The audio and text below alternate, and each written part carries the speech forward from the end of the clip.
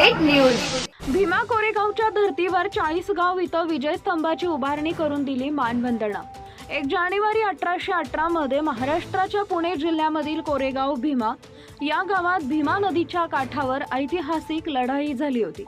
या विजय स्तंभाला अभिवादन करण्यासाठी बौद्ध आंबेडकरी जनता जात असते। शिवाय अनेक ठिकाणी भीमा कोरेगावच्या धर्तीवर विजय स्तंभाची उभारणी करून मानवंदना देण्यात येते। या पार्श्वभूमीवर भीमा कोरेगाव शौर्य दिनानिमित्त 40 गाव इथं रेल्वे स्टेशन बाहेर बुधवार 1 जानेवारी 2025 रोजी सकाळी 11:30 वाजता रेल्वे स्टेशन समोर मानवंदन सोहळ्याचं आयोजन करण्यात आले होते। यावेळी भीमा कोरेगाव विजय स्तंभाची हुबेहूब जवळपास 25 फूट उंचीची प्रतिकृती उभारून आंबेडकर विचारांच्या तसेच पुरोगामी विचारांच्या चळवळीतील काम करणाऱ्या कार्यकर्त्यांनी आमदार या विजय स्तंभाच्या प्रतिकृतीला मानवंदना देत अभिवादन केले।